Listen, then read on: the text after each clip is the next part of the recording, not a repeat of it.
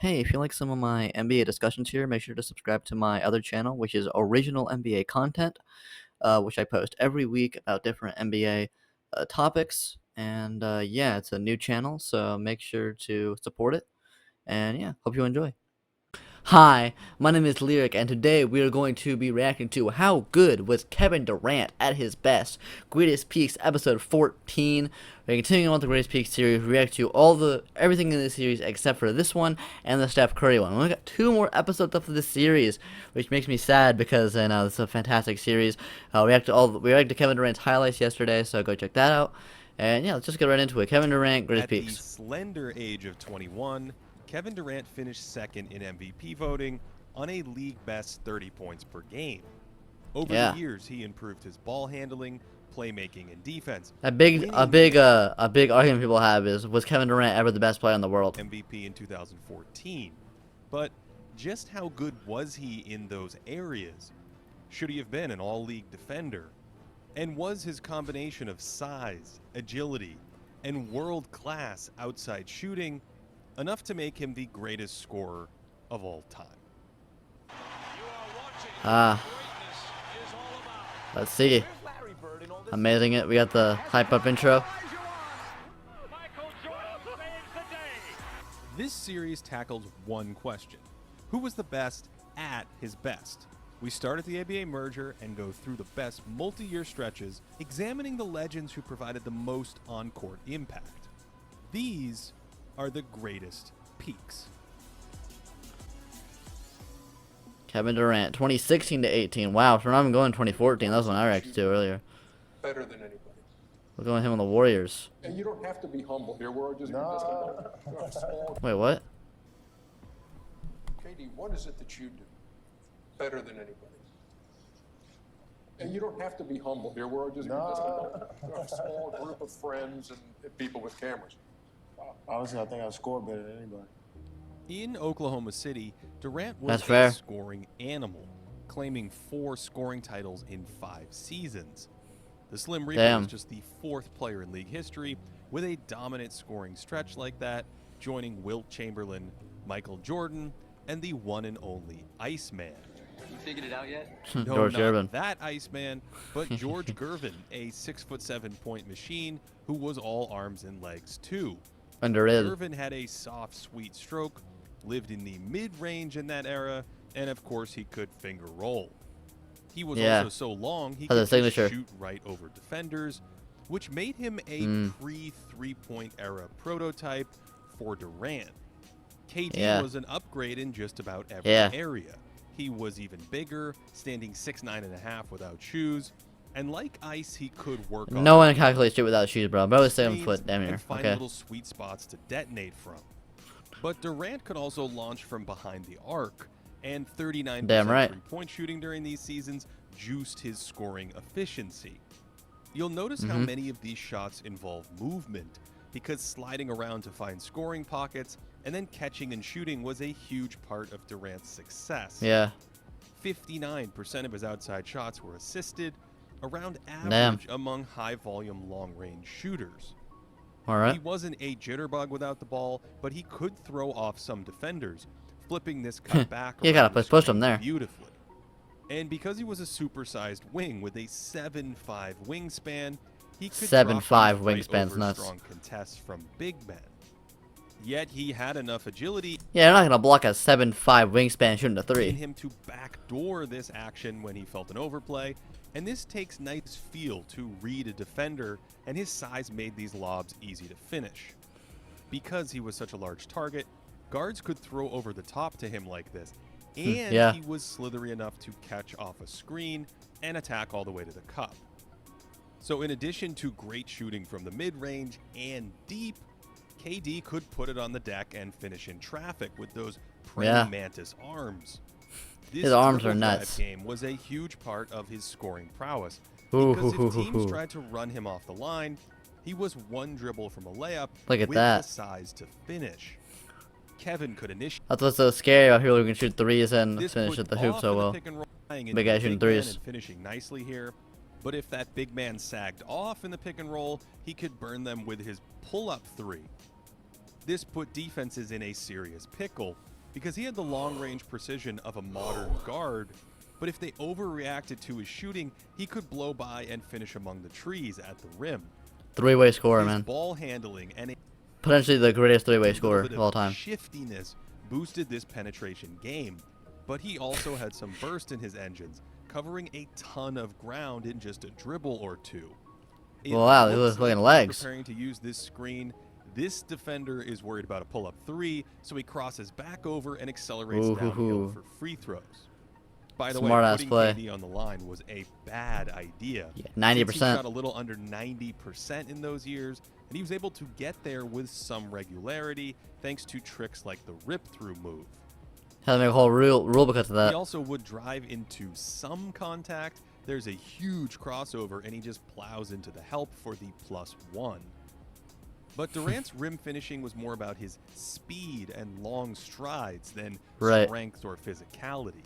He builds up ahead of steam here, picks up his dribble at the free throw line, and sidesteps to create a little opening, and he's so long it's a drop in the bucket. That's usually some smothered chicken by Tim Duncan against a smaller player. Durant used these He's the same fucking size as Tim Duncan. like steps to slip past defenders in space. And here Kawhi Leonard runs him off the line. Durant wisely attacks his front leg, and then look at all the ground he covers with a single stride. Big men were often worried about Durant's pull-up. It was a larger part of his attack than getting all the way to the hoop. Yeah, so he always does do the pull-ups. Hesitation to freeze them and then gallop home with those long legs. He didn't get to the basket as often as someone like LeBron did, but when he did, Durant was extremely efficient, finishing with the 14th best field goal percentage higher than LeBron since 2001. That's insane. Like LeBron, KD was a weapon in transition. Sometimes he'd turn up the speed and pressure backpedaling opponents, and he could also run to the three-point line and drop daggers from there as a finisher.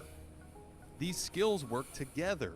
This defender jumps to the three-point line, but Durant just floors it for the flush.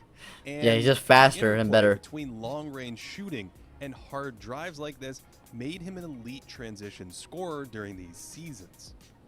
He also liked to walk into threes in semi-transition. There's that range again. And yeah, it was doing the pull-ups on every level he does. His release so much point on these was nearly so high. unblockable. Yeah, you can't block that, bro. Hops and hesitation moves force defenders to worry about his drive, and that creates enough airspace to stroke these pull-ups over the outstretched arms of the longest defenders in the game.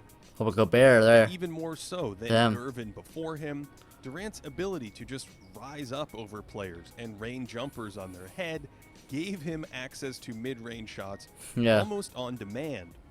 Of course, this is the least efficient of his scoring zones, but by 2016, he improved his mid-range accuracy to about 49%, a jump of his mid-range is at least efficient. Damn, that's actually crazy. Points from his earlier seasons when he won MVP, and enough to regularly land him at or near the top of the league from this distance. However, as a three-point shooter, KD was far more accurate in catch-and-shoot situations than off of these pull-ups. From 2014 to 18, he was a scorching 43% on catch-and-shoot attempts, according to Second Spectrum's optical tracking, but he was just under 25% on his pull-ups. So he wasn't quite as lethal on these self-generated attempts. Well, in this one though. He could. Oh wait, no. I thought it was the one where it's like really clutch. He did it really clutch at the end of the game. He did this exact same shot and later in the game with a clutch of foot. He could certainly generate shots with his back to the basket.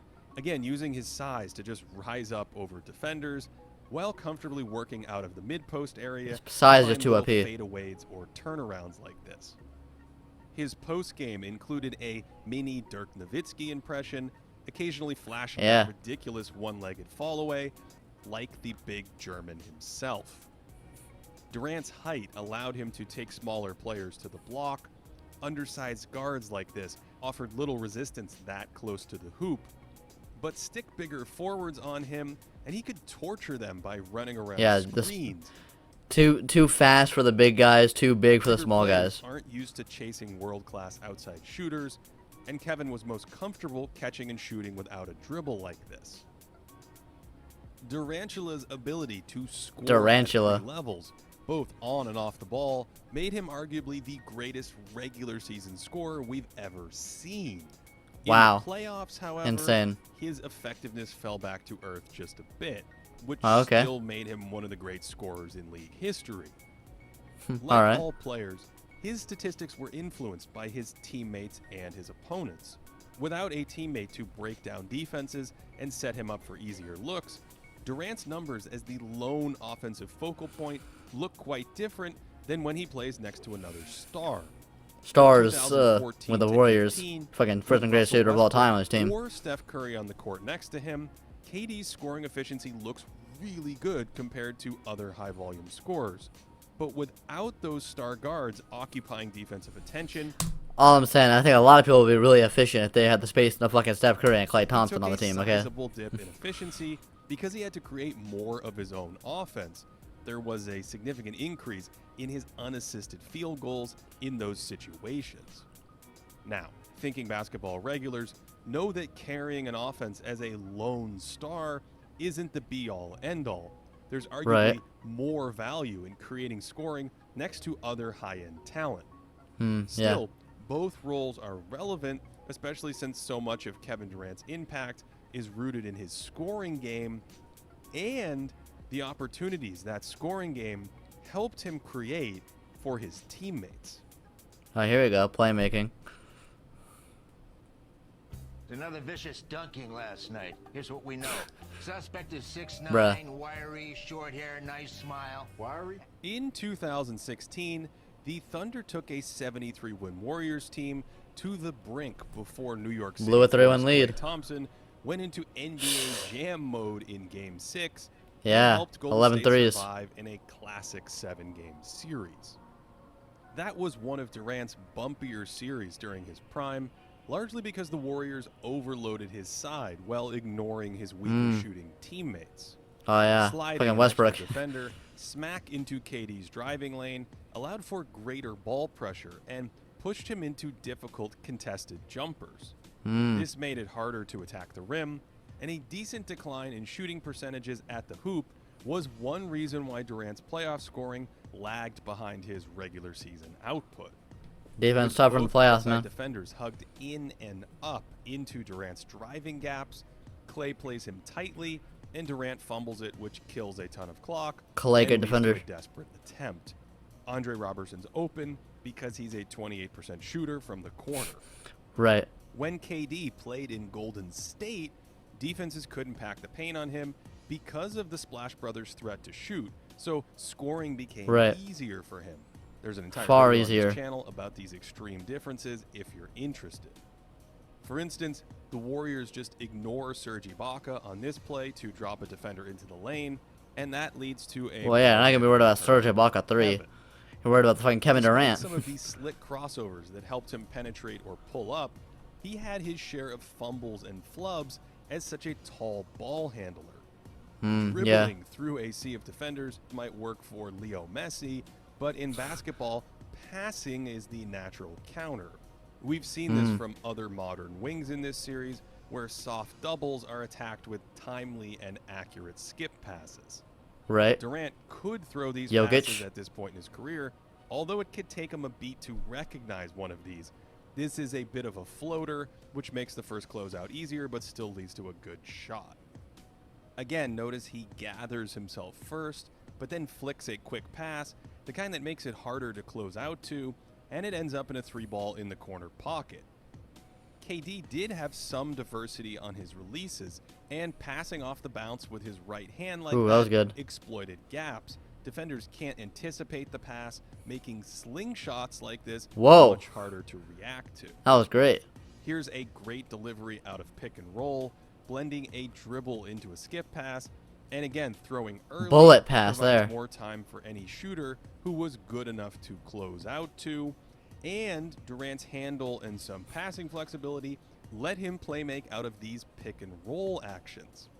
Remember, defenses still had to focus on him as a pull-up weapon off of screens, and he could use that threat to find passing creases, here going to the hesitation and then passing after freezing the defender. And he could make little pocket passes like this too with his rolling big man. Yeah, that was This really particular pass was actually tough pass. a thorn in his side, leading to plenty of batted balls Turnovers. and turnovers. These passes can't just be mindlessly flicked into empty space. Right. And KD had lackadaisical moments as a distributor, throwing deliberate or even telegraphed passes. Oh, yeah, that was bad. That was real bad. There's one where he fires it off a leg initially, but on the recovery comes back to it with a little drop-off, and these were some of his There we go. passes. Got it right that time. Able to punish helping defenders when he got downhill. I like that he threw some of these laydowns early. That's a pretty quick reaction to nearly set up a dunk, and it requires solid vision to identify openings like this as they begin to emerge. Okay. He's still not someone I'd call a natural playmaker, though. He was thinking Right. score first. Here, instinctively. Yeah, definitely a really big score first guy. layup. This meant he wasn't a really strong off-ball passer, in part because he was looking to catch and score on these. He could make this pass off a curl, but it wasn't a consistent find. The fact that he was such a score first guy, though, and still was like one of the most efficient players is nuts. On this one, he just misses a wide open look under the rim, and this looks like one of those problematic ball handling situations where he wasn't smooth picking up his dribble. This one's a more basic pick and roll attack, right-handed dribble into tons of space, under control, and he gets below the free throw line for a gorgeous little drop-off. However, he didn't always take that extra dribble. That's a nice little pocket pass, but if KD attacks the gap, it gets his roll man a step deeper and potentially opens up the corner pass. Yeah, not the best saw vision. LeBron James regularly take that dribble last episode, whereas Durant was often quick to pick it up near traffic or not always attack these gaps. This is a 2-on-1 with the roll man, but even though the defender starts retreating, he pulls up for a tricky jumper instead of applying more pressure. In transition, Yeah, he's Stell's a keen bit to too get much, deep maybe. into the paint because his speed and pull-up shooting provided enough pressure to draw extra defensive attention. And when he did push, having his head up and more space made these more comfortable hookups for him. That was good. Speaking of transition, he played with a one-man fast break in Westbrook, who carved up defenses himself with violent bursts of speed. So energetic, that Thunder man. team was really a two-man So much energy. operation with role players flanking them in support, and Westbrook had some chemistry setting up Durant as part of his off-ball game. KD couldn't create. Well, they were teammates for like 8 years. Westbrook, but estimates of his shot creation land him at about 85% of Kobe Bryant's peak from episode 10, making him a grade A offensive centerpiece. Yeah. Durant might not have been ideal in a heliocentric role as a lone offensive creator, but his off-ball game added tons of value. Fits in with other next to superstars other perfectly. competent playmakers. Which is what made him go into the Warriors so much For worse. his teammates, especially as a power forward, and his shooting provided some gravity that made things easier for other players on offense. This is a highly scalable attack, able to plug in next to other superstars without that's what I was saying. and add value as a secondary playmaker. Between his elite Which scoring, made him go to the Warriors so much off-ball worse. shooting, and solid ability to create for others, Durant's been part of some seriously high-end offenses. The First Warriors. in OKC, in spite of some of their spacing issues, and then Wow. as a key piece in Golden State, Right. where he joined an incredible attack and made them even better. On defense, Durant's versatility played right into the Warriors' switching scheme. This allowed them to play the vaunted. Yeah, he's a Athens pretty damn good lineup defender for being one of the with best scorers of all KD time. adding an element of rim protection to a smaller group. That expansive 7-foot Well, yeah, he's a 7-foot gave small him forward. some rim protecting chops, and as a small forward, he was a high-end shot blocker. Take this play, where he's actually late to rotate. The and long-ass help, arms. But once he arrives, he can defend a big right at the rim. So as a wing on the court, he was an additional paint defender who could challenge high-value shots like this. And when he played the 4, he was still able to plug up the back line with all that length. And of course, he could switch multiple positions. He starts out guarding. Yeah, he's so Draymond Green, versatile in offense and in picks up defense. Play out of this scrum, and then slides up and defends the goal with those pterodactyl wings. Here's a clutch play. Pterodactyl State wings, I like switched the that. ball screen because good luck attacking Draymond Green. So that leaves Thompson on a bigger skilled post player, and with Draymond on the perimeter, Durant can still come over and defend it. This kind of length and versatility is perfect for these spaced out switching defenses that became more popular during these seasons. Now, despite Durant's size, he wasn't a defensive big man by nature, and that meant he wasn't that physical down low and didn't take up space in traffic or throw his body onto powerful players. Right, he's not as strong as the other guys. Planting himself in driving lanes and playing goalkeeper, and would often contest shots from deeper under the basket.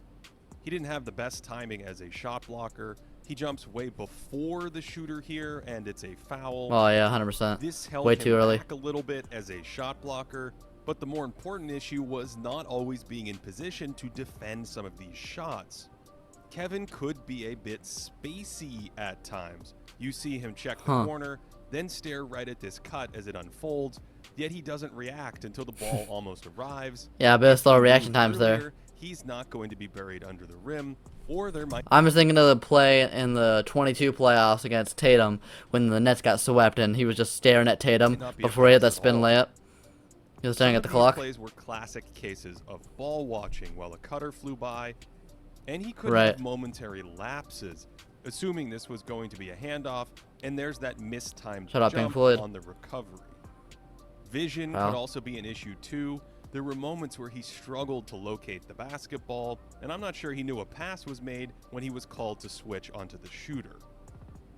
Chasing players off ball like this occupied some of those limited attentional resources, and his size made navigating screens a bit tricky, especially in an era where offensive linemen, screeners, can move pretty liberally. Offensive linemen.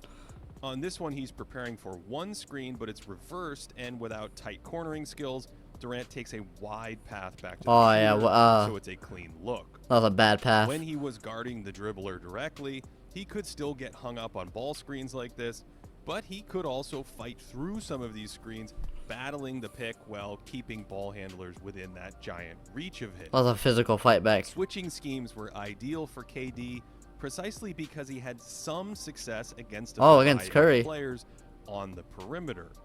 The emphasis here is on some, because he could author really effective possessions against elite wing players when all of his lateral movements synced up with the ball handler, or when he didn't have to react to sudden stop and go moves, and then that length could work wonders. Against shiftier opponents, he was vulnerable to sudden changes in direction.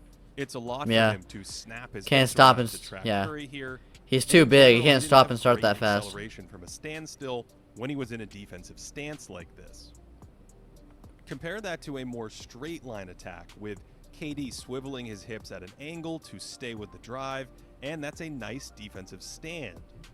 Here's another one against a Curry pullback, and because Durant can decelerate well, his length just eats this up. Damn. Good post scorers with some muscle could find success against him near the bucket. Right. It was rarely a mismatch when checking bigs down on the block, since he was often just as tall as them. Yeah, I have the same height, just not the same strength. Perimeter responsibilities with big man responsibilities, like rotating back to the paint after guarding a pick and roll, is a nice value add in any flexible switching scheme. The kind that tends to have more value throughout the gauntlet of the postseason. His impact metrics on defense are a bit up and down, but on average they see him as a small positive, and I think that's in the right ballpark. It's a small positive. Which puts his overall numbers in the vicinity of some of the other greats in this series. His numbers were actually better in Golden State, swapping in his injured 2019 playoffs in place of his final run in OKC, where he was dragged down by some poor shooting. Some of that shooting might have been bad luck, but some of it was being a primary focal point that defenses could load up on. In Golden State, he was able to blend his on-ball scoring. You know, the Warriors, he was just one of the three-headed monsters. Hybridized role that didn't strain his self-generated scoring or ask too much of his playmaking. This hybrid package helped him generate impressive offenses next to a ball-dominant player like Russell Westbrook, and then turn a great offense into the best one ever in Golden State. Yeah, best While team he ever all wasn't time right a there. Classic offensive quarterback. His incredible shooting, 18th all-time overall spacing scoring package, along with his versatile, positive defense. Offense, all-time level hybrid scorer and off-ball shooter. Slightly weaker self-generated scorer. On-ball creation via pick-and-roll game plus drives. Off-ball from spacing and some gravity. Some handle issues. Don't always apply rim pressure on drives. Excellent shot blocker for a wing. Lacks strength and timing of a traditional big. Very switchable, uses height well in post, vulnerable to quickness on outside, inconsistent awareness on rotations and finding the ball, some issues navigating screens. Combined to give Kevin Durant one of the greatest peaks in NBA history. All right. So that was Kevin Durant's greatest peaks. Where would you rank Kevin Durant all time? I know it's a pretty weird topic because, you know, people are talking about his rings and all that, but as an actual player, he's definitely one of the best to ever do it. So yeah, where would you rank him all time?